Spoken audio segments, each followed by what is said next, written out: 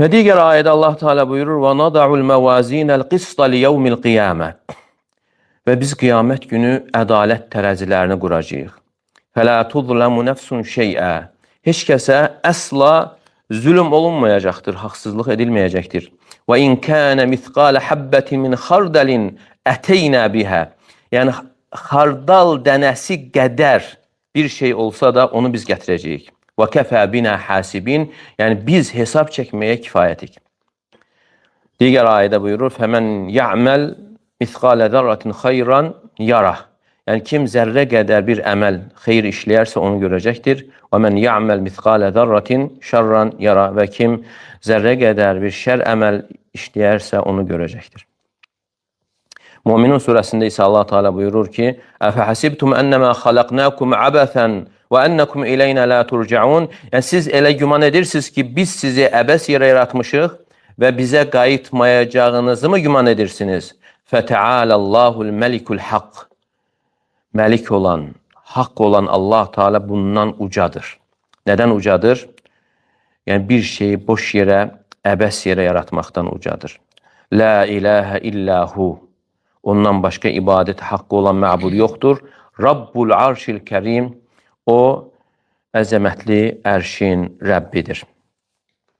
Və buna görə bu dünyanın nə qədər qısa olması haqqında insan düşünməli. Və insan bu dünyada imtihana çəkilir. Yəni insanın bu dünyadakı imtihanı böyükdür. Allah Teala buyurur: "Ellezî halaqal mevte vel hayâte liyebluvekum eyyukum ahsanu amela." Ölümü və həyatı yaradan Allah hansınızın daha gözəl əməl sahibi olduğunu yoxlamaq üçün, imtihana çəkmək üçün yaratmışdır. Yəni Allah Teala ölümü və həyatı yaratmamışdır ki, fani dünyadan ötürü bir-birləri ilə ötüşsünlər. Dinar və dirhəmə, ipək və məxmərə ibadət etmək üçün yaratmamışdır. Və çox yatmaq və çox yemək üçün də yaratmamışdır. Liyabluvakum eyyukum ahsanu amala. Və sizin hansınızın daha gözəl əməl sahibi olduğunu yoxlamaq üçün yaratmışdır.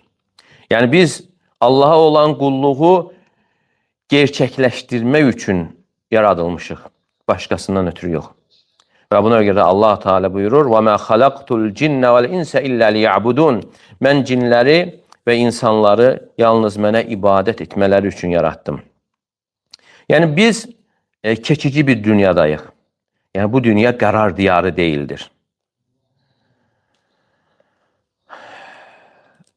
Şair deyir ki: "Həb ennəkə qad mələkdəl arda durra və dənə ləkəl ibadu fəkənə mədə."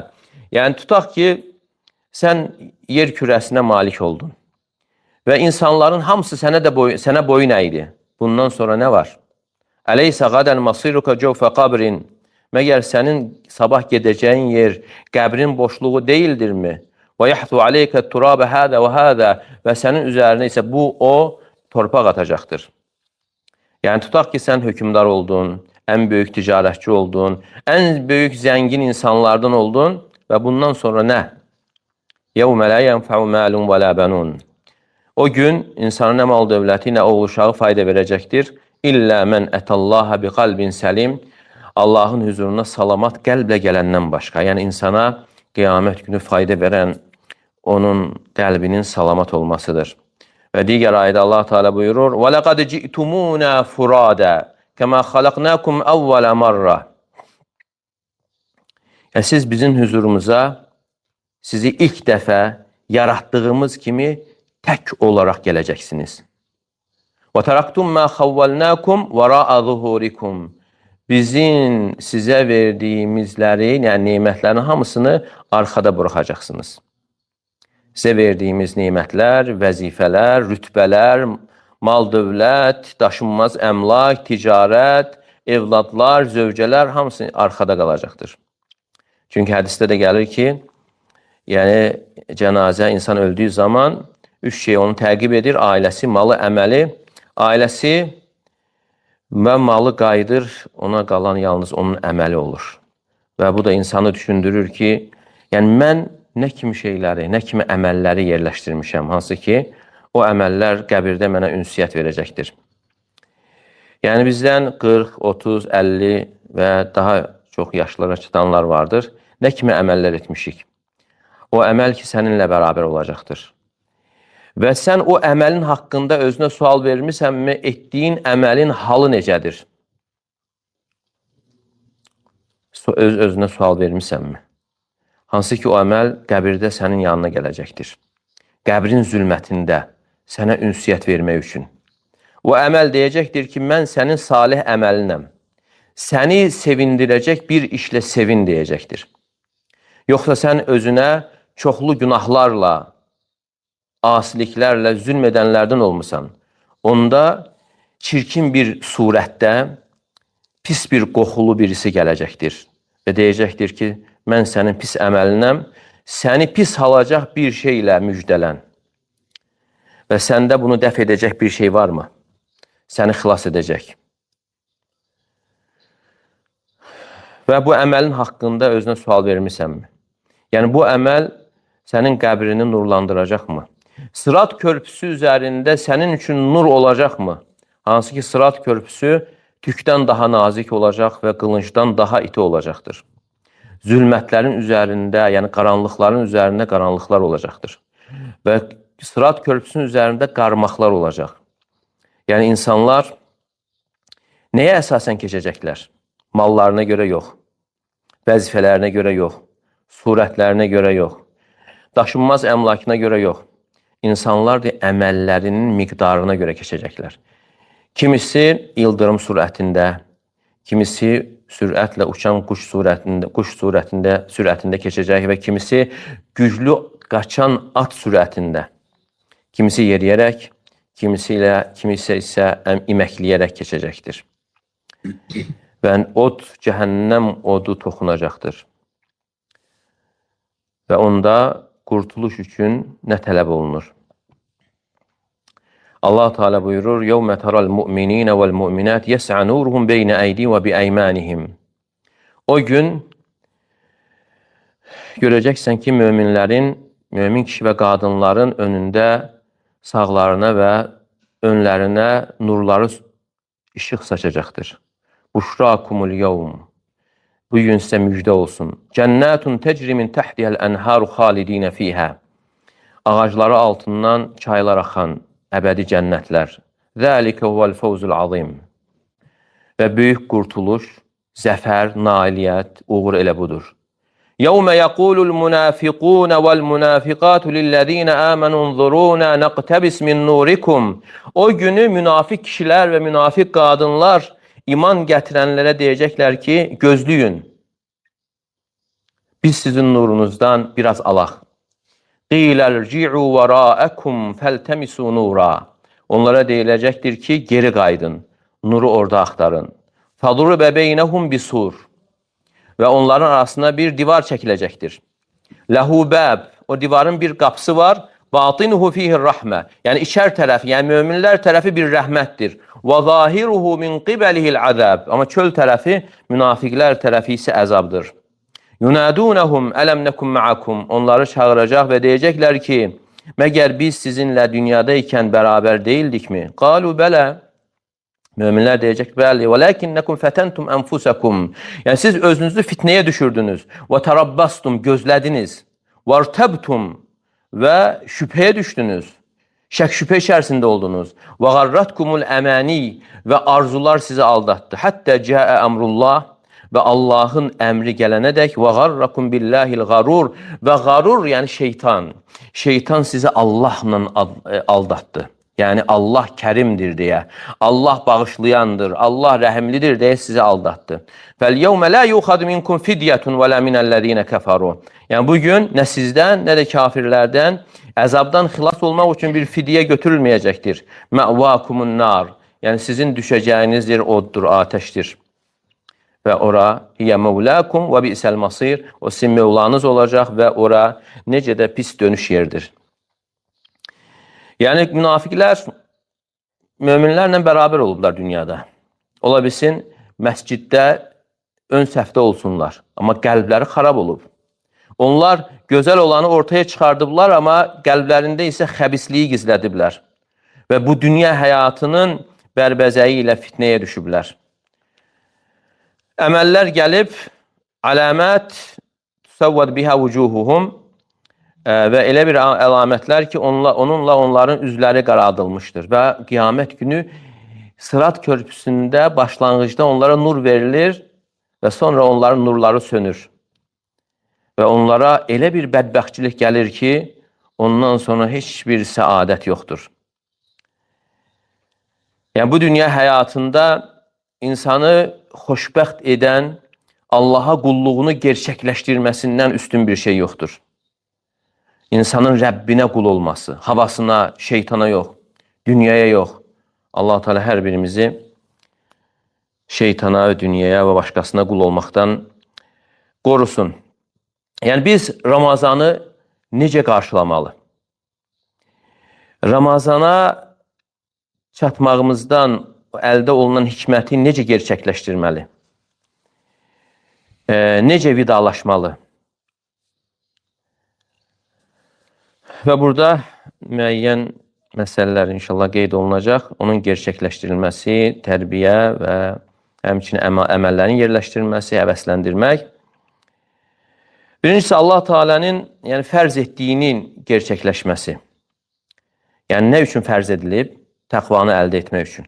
Allah Teala buyurur, Ya eyyuhəl-ləzīnə əmənu, kutibə aleykumus-siyamu kəmə kutibə aləl-ləzīnə min qablikum ləalləkum təttəqun. Ey iman gətirənlər, yəni sizdən əvvəlkilərə oruç fərz edildiyi kimi sizə də fərz edildi ki, təqvanı əldə edəsiniz. Deməli, orucu doğru, düzgün tutmaq, gerçəkləşdirmək təqvanı əldə etməyə səbəbdir. Təqva da bütün işlərin qayəsidir. Ən uca tövsiyədir. Göylərin və yerin Rəbbinin birincilərə və axırıncılara olan tövsiyəsidir. وَلَقَدْ وَصَّيْنَا الَّذ۪ينَ اُوتُوا الْكِتَابِ مِنْ قَبْلِكُمْ وَاِيَّاكُمْ اَنِ اتَّقُوا اللّٰهِ. Yəni, sizdən əvvəl kitab verilenlərə və sizə də təqvalı olmağı tövsiyə etdik. Və bu əzəmətli tövsiyə təqvanın gerçəkləşdirilməsidir. Və buna görə çalışmalı müttəqi kimsənin tutduğu orucu tutaq. Əgər insan təqvasız oruç tutarsa, ona yalnız nə qalır? Aclıq və susuzluq qalır. Və buna görə Buxarıda gələn rəvayətdə Əbu Hüreyra radiyallahu anhudan Peyğəmbər sallallahu aleyhi və səlləm buyurur ki, Mən ləm yədəə qavləz-zur vəl-əmələ bihi vəl-cəhl fəleysə lillah həcətun ən yədəə ta'amə və şərabə. Yəni, kim yalan sözü, yalana əməl etməyi və cahilliyi tərk etməzsə, yəni Allah Teala'nın o insanın yeməyini və içməyini tərk etməsinə ehtiyacı yoxdur. Yəni, oruç tutub yalan danışır, aldadır, zülm edir və ona görə insan təqvalı olmalı oruç tutduğu zaman. Yəni, təqva da yalnız insanın yemək içməkdən çəkinməsi deyildir. Təqva insanın günahlardan çəkinməsidir. Yalandan çəkinməsi, cahillikdən və zülümdən çəkinməsidir. Və bəzən insanlar, yəni, orucu pozurmu deyə soruşur, yoldakı toz və unu ələdiyi zaman, yəni, onun tozu pozur, pozmur. Amma haram yemək haqqında heç soruşmur.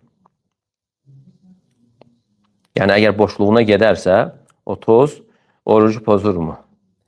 Amma insanlara edən zülmündən soruşmur, qeybətindən soruşmur, nəmmamlığından soruşmur, haram yeməyindən soruşmur.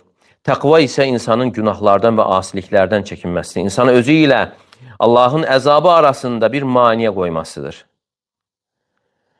Və həqiqətən insanın kiçik şeyləri də soruşması, orucun qorunması üçün mühüm bir məsələdir. Lakin insan günahlardan çəkinməklə, asilikləri tərk etməklə imanını qorumuşdur. Və oruc bir tərbiyədir. Oruc insanın nəfsini tərbiyələndirir Allahın əmrinə icabət etməklə. Peyğəmbər sallallahu aleyhi və səlləmə icabət, yəni onun əmrinə tabeçiliklə. Çünki əmr gəlir, insan boyun əyir, oldu. Və insan orucu pozan hər bir amildən çəkinir itaət olaraq. Və insan gizlidə də yeyə bilər. Və sonra özünü oruclu kimi də göstərə bilər. Amma müttəqi insan, yəni hər bir halda təqvalı olandır. Allahın qoyduğu yol üzərində gedəndir. Və həqiqətən Ramazan ayında insanın bu tərbiyə üzərində olması, nəfsini bu cür tərbiyə etməsi necə də əzəmətlidir. Və gözəl əxlaq üzərində tərbiyə etməsi. Və bu orucun əsas məqsədlərindən sayılır. Və buna görə Peyğəmbər sallallahu aleyhi və səlləm buyurur ki, O siyamu cünnə, oruc bir qalxandır. Yəni sizdən birinin oruclu günü olduğu zaman rafas etməsin, yəni əxlaqsız sözlər danışmasın və la yasxab, qışqırmasın. Və in səbbəhu əhədun, kimsə onu söyərsə və yaxud onu vurmağa qalxarsa desin ki, mən oruclu bir kimsəyəm. Yəni oruc insanı necə səbr üzərində tərbiyə edir. Yəni sənə əziyyət verildiyi zaman, kimsə səni söydüyü zaman, əksinə sən ona yaxşılıq edirsən. Deyirsən ki, mən oruclu kimsəyəm. Yəni oruc həmçinin insanı nəfsini xeyirli işlərdə davamlı olmağa vərdiş etdirir. Zahirən və daxilən, batinən Allahın əmrinə icabət edir. Oruc insanın Allahın razı qaldığı işlərə yönəlməsidir. Və görürsən ki, Ramazan ayında insanlarda oruca tərəf necə böyük bir yönəlmə vardır. Qurana yönəlir, zəkata yönəlir, sədəqəyə yönəlir, istiğfara yönəlir. Çünki Allah Teala bu yolu onlar üçün asanlaşdırmışdır. Onlara rəhmət qapılarını açmışdır. Şeytanlar qandanlanmışdır. Yəni onlarla əməllər arasına girən, salih əməllər arasından bir mane yoxdur. Və buna görə də biz bunu hiss etməli. Ola bilər ki, bu Ramazan bizim axırıncı Ramazanımız olsun. Yəni ilk bu aya girdiyin zaman insan düşünməlidir ki, ola bilsin mən bunu tamamlamadım. Tamamlasam belə, yenə insan düşünməlidir, ola bilsin növbəti Ramazana yetişmədim. Əgər belə qarşısına insan məqsəd qoyaraq tutarsa, görün onda onun orucu necə olar? Həmçinin bir sual verməlidir. Yəni mən hansı orucu tuturam? Mən hansı orucu tuturam? Var keçərli oruc, yəni hansı ki üzərindən fərziyyət düşür, fərz düşür və qəza vacib olmur. Bir də var orucu gerçəkləşdirmək, hansı ki onun üzərində mükafatlar, savablar var. Yəni Ramazan ayı girdiyi zaman insan öz-özünə sual verməlidir. Mən hansı orucu tuturam? Əgər mən tam, kamil, mükəmməl oruç tutmaq istəyirəmsə, deməli buna xələl gətirən, yəni hər bir şeydən uzaq olmalıyam. Necə ki, hədisdə Peyğəmbər sallallahu aleyhi və səlləm buyurur ki, as-siyamu cünnə, oruç bir qalxandır. Oruç qalxandır. Qalxan nədir? Qalxan döyüşdə insanı qoruyur nədən? Qılınc zərbəsindən, oxdan, nizədən qoruyur. Təsəvvür edin ki, bir insan döyüşə çıxıb, onun qalxanı yırtıqdır. Qalxan onu qoruyarmı? Deməli, oruc insanı dünyada şəhvətlərdən qoruyur və axirətdə oddan qoruyur. Hansı oruc qoruyur? Yırtılmayan oruc. Yırtılan oruc yox. Çünki Peyğəmbər sallallahu aleyhi və səlləm, yəni çünki hədisin başqa rivayətləri vardır ki, as-siyamu cünnə, oruc bir qalxandır, mələm yaxriqhu, yırtmadığı təqdircə. Və başqa rivayətdə isə mələm yaxriqhu bil qeybə. Yəni oruc bir qalxandır, onu qeybətlə və yaxud digər asiliklərlə yırtmadıqca. Yırtılarsa o qorumur insanı. Hansı oruc? Ona görə insan sual verməlidir ki, mən hansı orucu tutacağım? Əgər yırtılarsa, qalxan yırtılarsa qorunmayacaqdır. Yəni Allah Teala hər birimizi Ramazan ayına çatdırsın və Ramazan ayını daha yaxşı şəkildə yerinə yetirməyə müvəffəq eləsin və Ramazan ayında bağışlananlar etsin.